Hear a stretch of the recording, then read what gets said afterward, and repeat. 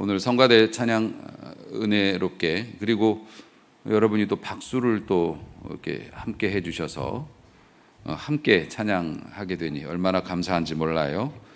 근데 가사는 그렇게 은혜스럽지가 않네. 가장 민감한 문제인 머리숱과 키를 건드렸어요. 우리 아빠보다 머리숱이 많아서 예수님을 좋아한다. 하지만 천국에는 예수님이 머리숱이 어쩐지는 모르겠지만 예수님이 이 당시에 계셨을 때는 아무래도 젊으셨을 때니까 30살 때셨으니까 인정. 오늘 어린이 주일입니다.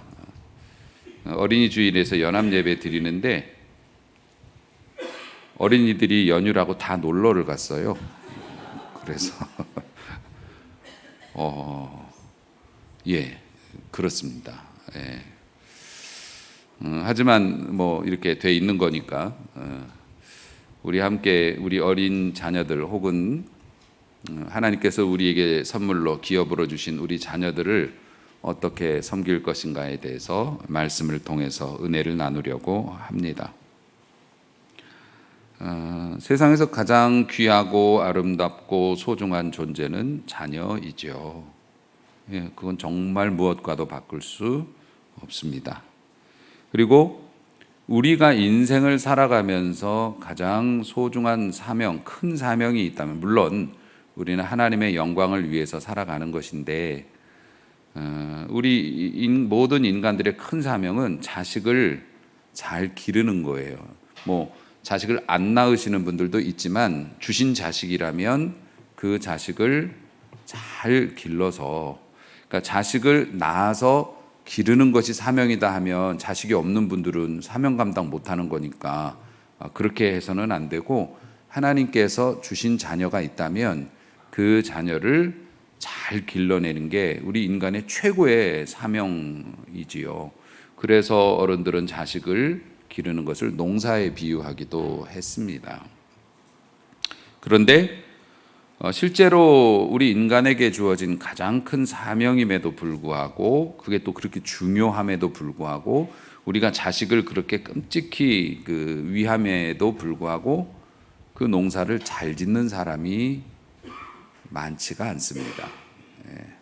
물론 그래요. 저도 그렇습니다만은 처음이라 그래요. 나도 엄마 아빠 된 게 처음이라서, 나도 처음 걷는 길이고, 너가 이렇게 행동하는 게, 자식이 이렇게 행동하는 거를 처음 겪어봐서 나도 어설프단다. 우리는 그렇게 얘기하지만, 아니 우리 어머니 아버지는 뭐 처음 아니었냐고요. 다 처음이지. 어쨌든 자식을 잘 기른다는 것이 중요함에도 불구하고 그렇게 잘 길러내시는 분들도 또 많지는 않습니다. 그러니까 우리가 실제로는 자식이 중요하다고 여기지만 진짜 우리의 삶에서 중요하다고 여기는 건 돈 버는 거잖아요. 그래서 자식을 중요하다고 여기면서도 실제로는 돈을 버는 일에 막 몰입을 해요.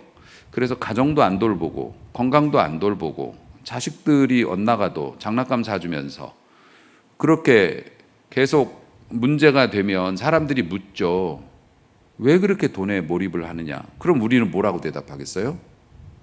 돈 벌어서 많이 벌어야 우리 애도 기죽지 않고 우리가 편안하게 살 거 아니냐? 우린 또 그렇게 이야기합니다.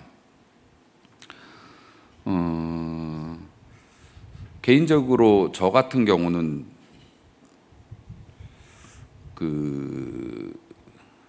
제가 부교역자로 섬기던 교회에서 좀 오래 그 교회에서 부교역자로 남아 있을까, 아니면은 빨리 개척을 할까, 뭐 이런 개척이라기보다는 어쨌든 그런 것들을 이렇게 고민할 때 저를 결심하게 만든 사건이 있었습니다. 우리 요한이 낳을 때, 첫 아이고 우리 요한이를 낳는데 우리 사모가 난산이었어요. 그래서 정해진 시간보다 훨씬 넘겼고, 그리고 그 병원이 옛날에는 왜 그랬나 몰라요. 종합병원에서 낳았는데 그 춥게 에어컨을 막 그렇게 틀어놓고 비바람이 막 치는 그 캄캄한 데서 불도 희미하게 해놓고 넓은 그 산모 그 넓은 거기에다가 혼자 그렇게 뒀어요, 밤에. 그러니까 달달달달 떨면서 엄청나게 고생하는데 가족들도 못 들어오게 하고 잠깐 면회 이렇게 해가지고 손 붙잡고 있으면 나가라 그러고 막 그랬어요. 왜 그랬는지 몰라요. 하여튼 엄청 고생했는데 그 다음 날까지 요한이가 원래 늦 좀 게으름을 부려가지고 못 나왔어요, 애가. 그런데 이제 주일이었단 말입니다. 아침이 밝아오면 주일이라고요.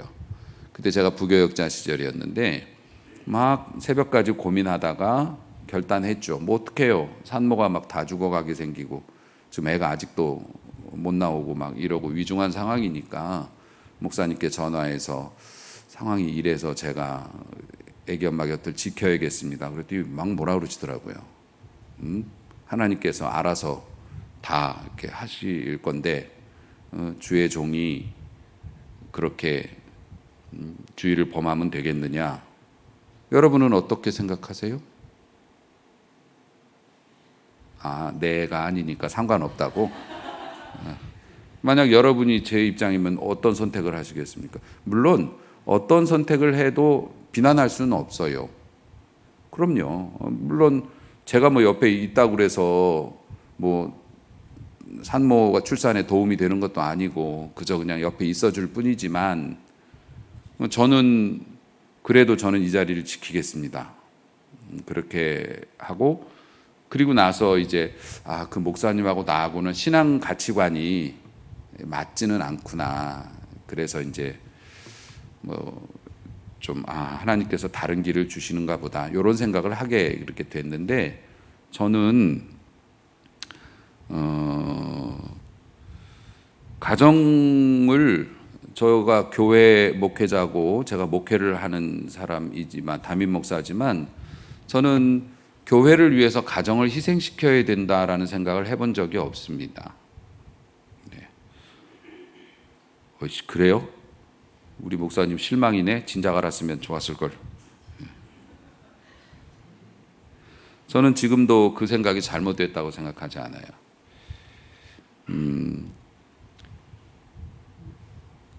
하나님께서 가정을 저에게 주셨기 때문에 그 가정은 저밖에는 가장이 없잖아요. 하지만 교회는 하나님께서 물론 저에게 여러분들을 주셨지만은 제가 뭐 잘못되거나 그래도 다른 더 훌륭한 분들도 오실 수 있는 거고 하나님께서 쓰시는 귀한 분들이 오셔서 목회 잘 하실 수 있죠. 하지만 제 아내에게는 저밖에 없고 우리 아이들에게는 제가 아버지이니까 물론 그렇게 교회를 섬기는 일과 가정을 섬기는 일이 극렬하게 대립이 되는 경우는 저희 인생에 거의 없었던 것 같습니다. 어쨌든 저는 제 목회를 위해서 애들이나 가정을 희생시켜야 된다라고 생각은 안 하고 살았고 그렇게 살았어도 하나님께서 목회 잘 하시게 하시고 또 사랑하는 여러분들, 존경하는 여러분들과 함께 이렇게 행복한 신앙생활을 할 수 있게 해 주셨죠. 이것을 반대로 해보면 여러분이 사업을 하건 어떤 걸 해도 여러분의 자녀들이나 여러분의 가정을 희생시킬 만큼 그렇게 큰 건 없어요.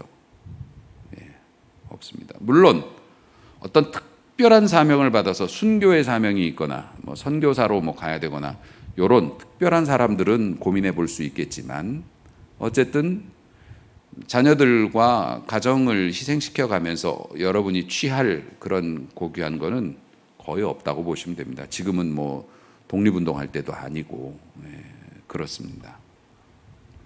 여러분 하나님께서 우리에게 주신 여러 가지 사명이 있는데 그 사명 중에서 진짜 고귀한 사명은 나와 닮은 사람을 이 세상에 내놓고 그 사람을 나보다 더 나은 사람으로 만드는 그 일, 그걸 우리에게 맡기셨고 그거 하라고 우리에게 돈벌이도 할 수 있게 해주시고 건강도 주시고 젊음도 주시고 힘도 주시고 이제 그랬던 것이지요. 그걸 잘 이해했으면 좋겠어요. 오늘 지금 이 자리에는 어린이들은 없고 어른들만 있고 어린이들이 없으니까 젊은 엄마 아빠도 없고 다 이제 우리 애들은 커가지고 이제 나보다 다 키가 크고 뭐 이런 상황이지 않습니까? 그 이미 다 키워놨는데 뭘 어쩌란 말이냐? 아니요. 사실 자식이 몇 살을 먹었어도 부모의 역할은 똑같고 자식의 위치는 똑같습니다.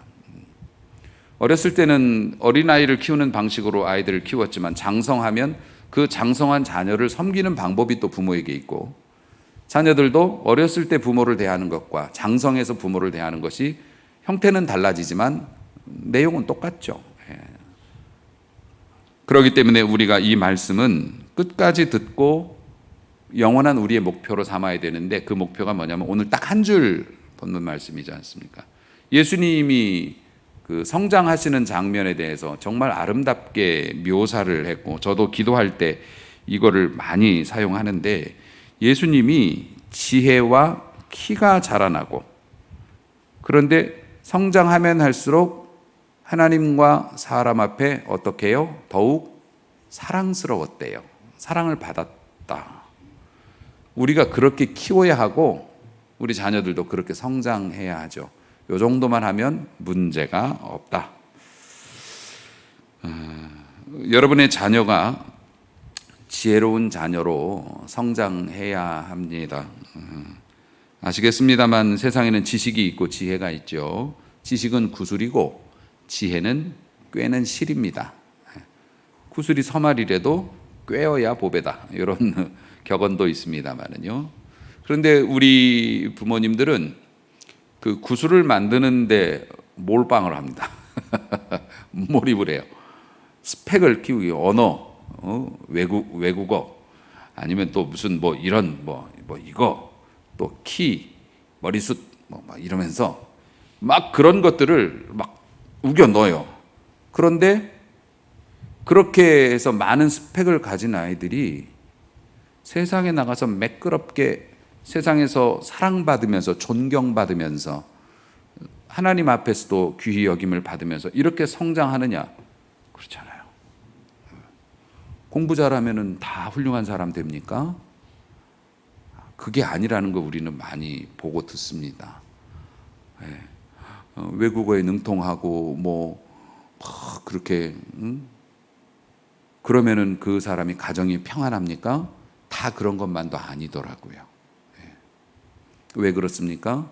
지혜가 부족하니까 그래요. 본인에게 주어진, 본인에게 허락되어진 것, 본인이 가지고 있는 것들을 어떻게 활용해야 될지에 대한 지혜가 부족한 거죠. 사실 세상을 살아가는 데 있어서 지식이 중요하긴 하지만 사실 큰 지식 없이도 우리 부모님들 보면 큰 그런 것들이 없어도 정말 자녀들 사랑으로 잘 섬기고 키우고 자녀들 잘 길러내신 부모님들 많이 계십니다. 저희 부모님도 저는 그랬다고 생각하고요. 세상을 바라보고 사람을 바라보는 그 가치관, 좋은 가치관을 그들의 삶을 통해서 보여주셨고, 저도 그렇게 닮아서 사람 좋아하고 사람 사랑하고 인정 있는 사람이 되려고 노력하고 그렇게 살아가니 큰 문제 없이 살게 되더라고요. 저희 자식들도 역시 마찬가지고요. 사랑하는 성도 여러분, 우리 자녀들에게 많은 지식을 넣어주는 것도 필요하지만 올바른 지혜를 길러주는 교육, 그러면 그 지혜는 어디서 오는가? 지혜는, 완전한 지혜는 하나님을 사랑하는 것에서부터 옵니다. 완전한 지혜는 하나님에게서부터 오는 거죠. 자, 보십시오. 전도서 2장 26절을 제가 읽어드릴 테니까는요, 여러분들은 마음에 새기시기를 바랍니다. 하나님은 그가 기뻐하시는 자에게 지혜, 지식, 희락을 주신다.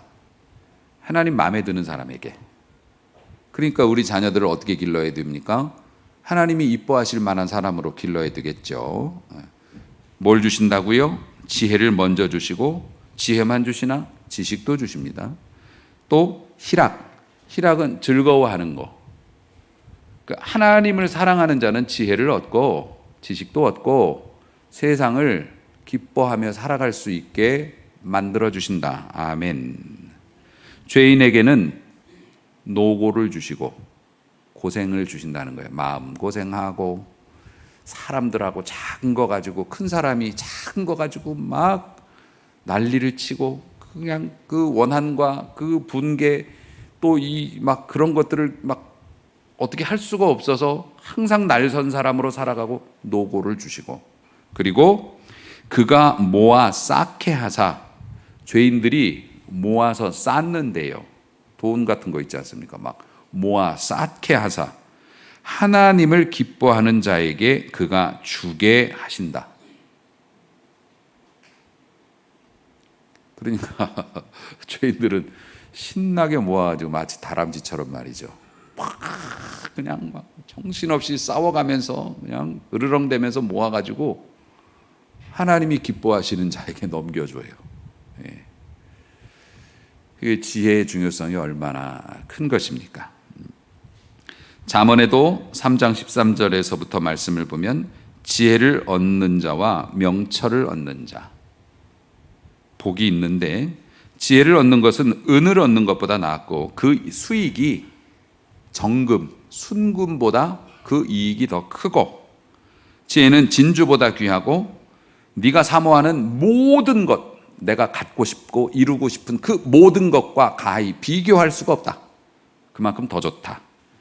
그 우편손에는 지혜로운 자의 오른손에는 장수. 오래 산다는 뜻도 있지만 편안하게 산다는 뜻도 있습니다. 그것이 있고 왼쪽 손에는 부귀가 있나니 그 길은 즐거운 길이고 그 첩경, 결국 그 길의 끝은 평강이 있다. 아멘. 아멘. 탈없는 축복이죠. 이게 어떤 사람에게요? 지혜로운 사람에게. 그러니 우리가 영어학원, 수학학원 보내는 것도 중요하지만 자녀에게 지혜를 넣어주는 것도 중요한데, 그 지혜는 어디서 나온다고요? 야, 네가 한 대 맞으면 10대 때려야 돼. 이래가지고는 안 되고요. 그런 게 지혜가 아니라는 거죠. 지혜는 하나님에게서 온다. 그러면 하나님께서 지혜를 어떻게 넣어주시나? 기뻐하는 자에게 주신다. 그러니까 하나님이 기뻐하는 자식이 되게끔 우리가 그 자식을 섬겨야 하는 것이죠. 그러면 지혜 문제에 있어서는 우리가 몇십 년 살아오면서 우리가 겪었던 편향된 어떤 그런 것들을 주입하는 게 아니라 하나님께서 영적으로 시마다 때마다 성령께서 이게 옳은 것이다, 이것이 진짜다, 요렇게 하면 된다, 힘 없어? 내가 힘을 넣어줄게. 용서할 수 있도록, 사랑할 수 있도록, 인내할 수 있도록, 아무리 절망적인 상황이라도 그 너머에 무언가 있음을 느낄 수 있도록 내가 알려줄게. 이게 지혜라는 거죠. 그러니 하나님을 경외하는 자, 하나님을 사랑하는 자녀로 만드는 것이 매우 중요하다. 완전한 지혜는 주의 이름을 경외할 때 나온다. 미가 선지자도 그렇게 얘기했습니다. 다시 말해서 우리 자녀들이 하나님을 두려워하고 하나님을 신경 쓰는 자녀로 살아갈 수만 있다면, 여러분이 막 끌어안고 성경 공부 안 시켜도 된다 이거예요. 와, 자녀들은 살고 싶은 삶이 있지 않습니까? 자기들이 원하는 가치관이 있어요. 오늘 좀 이따 시상을 하는데 우리 교회 이제 요즘 어린이들이 좀 바빠가지고 다 어디 가고 대표로 둘만 나왔어요. 둘만 나왔는데 이 둘이 이제 자매지간이죠. 근데 시상을 이제 2명만 좀 이따 해야 되는데 제가 좀 고민스러운 게 둘이 제 앞에서 싸우고 있는 거예요. 상을 누가 먼저 받을 것이냐. 네. 그런데 언니 입장에서는 언니는 뭐라 그러겠습니까? 내가 크고 언니니까 내가 먼저 받아야지. 김영민이 권사님 끄덕끄덕 하시는데 언니라고. 동생은 내가 어리니까 내가 먼저 받아야지, 어린이날인데. 어떻게 해요?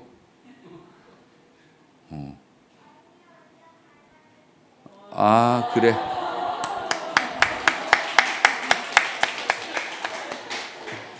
잘 키웠네. 저게 지혜야, 저게. 와, 내가 저만할 때, 딱 저만할 때 우리 소민이만 할 때 네, 전설적인 얘기 들려드리지. 교회를 우리 누나들이 날 데리고 갔는데 내 잊어버리지도 않아. 당시에 교회에서는 헌금을 고구마, 옥수수 이런 걸로도 했어요. 진짜로 헌금 시간에 돈이 없으니까 집에 있는 뭐 농수산물을 가져가서 헌금 시간에 내요. 우리 누나들이 나한테 고구마를 들고 가라고 한 다음에 자기가 냈어. 내가 가져갔는데. 내가 분명히 기억하는 건 예배 시간에 내가 떼써갖고 도로 찾았어.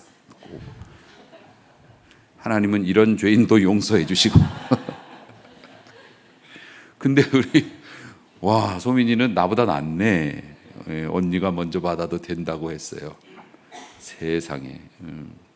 형제지간임에도 혹은 아무리 어려도 자기가 원하는 게 있단 말입니다. 자기가 옳다고 생각하는 가치관들이 있다는 거죠. 그러니까 사람들은 성질이 급한 사람도 있고 또 뭐 어떤 막 이런저런 다 성격이 다르지 않습니까? 그럼에도 불구하고 이런 사람이 복을 받는다, 이런 마음을 가진 사람이 복을 받는다, 언니가 복을 받을 거다, 아니다, 어린이가 먼저 복을 받을, 그런 게 없어요. 그러니까 하나님께서는 성질 급한 사람에게도 복을 주시고요, 막 늘어지는 사람에게도 복을 주시고요, 머리숱 없는 사람에게도, 한이 맺혔나 봐, 머리숱이 없는 사람도 복을 받을 수 있고, 키가 작아도 복을 받을 수 있고, 커도 받을 수 있고, 다 받을 수 있어요. 그런데 그 모든 것을 몽뚱그려서 딱 한 가지, 하나님을 경외하는 자, 하나님을 두려워하고 신경 쓰고, 내가 하나님께 너무 멀리 간 거 아니야? 내가 하나님께 내가 좀 심한 거 아니야? 이런 마음을 가져서 마음이 불편한 자녀로 성장할 수 있다면 그 자녀는 하나님께서 지혜를 주시고 그 지혜가 그 자녀에게 장수와 부귀와 영화와 그 끝은 평강의 복을 주실 줄로 믿습니다. 그러니까 그런 자녀로 길러야 되죠. 목사님 그러면 어떻게 해요? 학원을 끊고 저 패가지고서 교회에 데려올까요? 예배 시간에 다 꿇어 앉힐까요? 그렇게 하십시오. 할 수만 있으면. 근데 우리가 그렇게는 못합니다. 요즘 애들이 그럼 어떻게 해야 돼요? 기도하셔야죠. 우리 애는 안 변할 거라고요? 우리 애는 다 컸다고요? 우리 애는 40이 넘었다고요? 아니요. 기도하셔야 돼요. 기도하셔야 됩니다. 기도하시면 지나간 과거는 어쩔 수 없습니다. 미래는 변합니다. 부모는 기도하면 자식을 대하는 우리의 태도도 달라져요. 기도하는 사람은. 자식은 그 냄새를 정말 정확하게 맡고 그들의 마음을 돌릴 겁니다. 기도하시는 부모, 기도하심으로 자녀가 하나님을 두려워하는 자녀가 되고 신경 쓰는 자녀가 되고, 그래서 한 가지씩 하나님이 기뻐하실 만한 일을 행하며 그러한 자에게 주시는 지혜의 복을 받아서 아름다운 축복의 자녀로 성장하는 것을 여러분의 눈으로 꼭 보시기를 주의 이름으로 축복합니다. 뿐만 아니라 예수님이 되게 고단한 삶을 사셨죠. 복중에도 엄마 뱃속에 있을 때도 먼 장거리 여행 다녔고, 태어나자마자 이집트로 또 피난살이 하셨다가, 당시에는 병으로 죽는 사람도 굉장히 많았고, 당시에 평균 수명이 40살이 안 됐다고 할 정도였으니까 굉장히 척박한 삶을 살았음에도 예수님은 오늘 찬양 들으니까 키도 컸대요.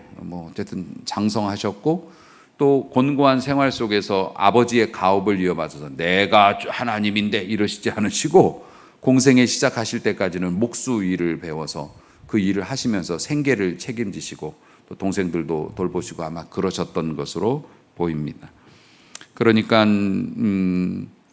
우리 여러분의 자녀들 훌륭한 사람으로 자녀 자라나게 하기 위해서는 공부만 잘해서 꼭 훌륭한 사람이 되는 것은 아니라는 거. 그래서 우리 자녀들에게 좀 더 다양한 것들을 좀 제공해 줄 수 있었으면 좋겠는데, 일단 그거는 쉽지가 않을 것 같아요.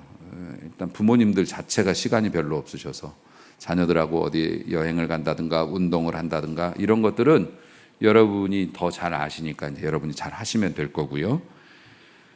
이제 제일 중요한 거, 사람과 하나님께 사랑받는 자녀로 우리가 키워야 합니다. 사랑 못 받으면 참 그래요. 가슴이 너무 아픈 게,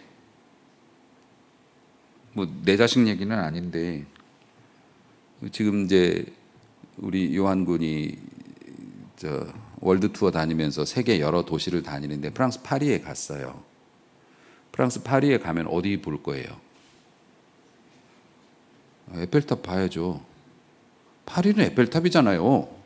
왜 그러세요? 그러면 이제 친구들이랑 잠깐 공연 준비하기 전에 시간 짬 날 때 당연히 에펠탑 가서 뭐 사진도 찍어 보내고 하더라고요. 그런데 그 후에 이제 통화를 하면서 그 공연 스텝 중에서 이제 악기와 관련된 그 스텝 한 사람이 그 이제 있는데, 그 사람이 일을 잘 못한대요. 그래가지고 일하는데 좀 불편하게 한대요. 잘 못 챙겨주고 이러니까 공연팀에서는 이제 특히 이제 악기니까 우리 요한 군이 이제 마스터니까 자꾸 이게 부딪히는 거죠.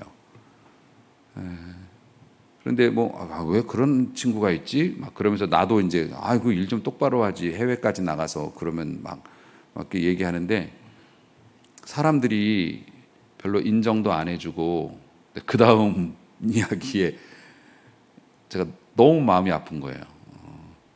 그 친구 에펠탑도 혼자 보러 갔어 그러더라고요. 공연팀이 한 50명씩 몰려다니거든요. 근데 거기에서 사람들이 다 이렇게 에펠탑, 파리에 갔으니까 에펠탑은 봐야 되니까 사진은 찍어야 되니까 가는데 혼자 갔대. 물론 뭐 그거 저는 이제 그 친구를 모르는 사람이고 그러기 때문에 뭐 다 알 수는 없죠. 본인은 혼자가 더 좋아서 갔을 수도 있지 않습니까? 나는 복잡한 거 싫으니까 뭐 그럴 수도 있지만, 부모 마음에서는 저게 내 자식이면 그런 데까지 와가지고서 좀 구경 가고 싶은데 가자는 사람이 없어서 혼자 주섬주섬 가야 되는 상황이면 마음이 너무너무 아픈 거예요. 사람에게도 사랑받아야 되고요, 하나님께도 사랑을 받는 그런 자녀, 우리 자녀가 그렇게 살아야죠. 근데 사랑하는 성도 여러분, 키가 크는 것도 중요하고 뭐 지혜도 다 좋은데 점점 사람들과 하나님 앞에 귀히 여김을 받고 이렇게 사랑받는 사람이 되지 못한다면 얼마나 외롭고 힘들겠습니까? 그렇다면 일단은 사람도 마찬가지지만 하나님께 사랑을 받는 사람은 사람에게도 사랑을 받을 겁니다. 우리가 살아봐서 알지만 하나님께 인정받는 자는 당연히 사람에게도 인정을 받죠. 그러면 하나님께 사랑을 받는 자가 되려면 어떻게 해야 된다고요? 하나님을 경외하는 자가 되어야 한다고 말씀드렸죠. 그러니까 내가 먼저 하나님을 사랑하는 사람이 되면 하나님의 사랑을 받을 수 있다. 오, 이거 조건부 아니야? 하나님께 뭘 바쳐야 축복을 받는 거 아니야? 아니, 그게 아니에요. 내가 하나님을 사랑한다고 하는 것은 내 자루를 여는 것과 똑같아요. 하나님은 늘 부어주셔요. 그런데 내가 입을 열지 않는 거예요. 내가 뭘 해서 따는 게 아니에요. 물물 교환이 아니에요. 바치고 얻어내는 게 아닙니다. 하나님은 늘 우리를 사랑하십니다. 그런데 우리가 하나님을 사랑하는 자가 사랑을 받는다라는 건 그 사랑을 내가 입을 열어서 받는 거죠. 하나님은 먼저 사랑을 주시니까요. 그러니까 하나님을 사랑하는 사람이 되어야 한다. 그러면 오늘 우리 교독에도 나옵니다만 잠언 22장 6절에 보면 마땅히 행할 길을 아이에게 가르치라. 그러면 늙어서도 그 길을 떠나지 아니하리라. 이 말씀은 정말 모든 말씀이 다 맞지만 정말 맞는 말씀이에요. 그러니까 어려서부터 입을 여는 법을 가르쳤어야죠. 그리고 장성했어도 마찬가지입니다. 어리면 아무것도 모르니까 부모가 하는 걸 그대로 카피합니다. 장성하면 이제 머리가 뭔가 좀 들어가죠. 그래서 부모를 우습게 여기고 부모가 하는 방식을 구식이라고 얘기합니다. 하지만 지들도 나가서 고생 직사게 하고 자기들도 자기 뜻대로 해보려다가 막히지 않습니까? 그러면 어느 정도 시간 더 지나면 와, 우리 어머니 아버지는 어떻게 살았대? 난 이렇게 힘든데? 요 생각을 딱 합니다.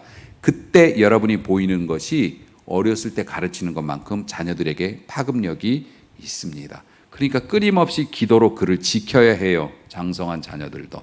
그리고 그들이 혼자서 할 수 있어 하다가 막 흔들려갖고 넘어지려고 할 때 부모를 본단 말입니다. 부모를 볼 때 부모의 모습을 보고 부모의 조언을 듣고 올바른 길로 갈 수 있어요. 하나님을 사랑해야 한다. 하나님은 너를 도울 수 있으니까 기도해야 한다. 너 하나님 떠나면 안 된다.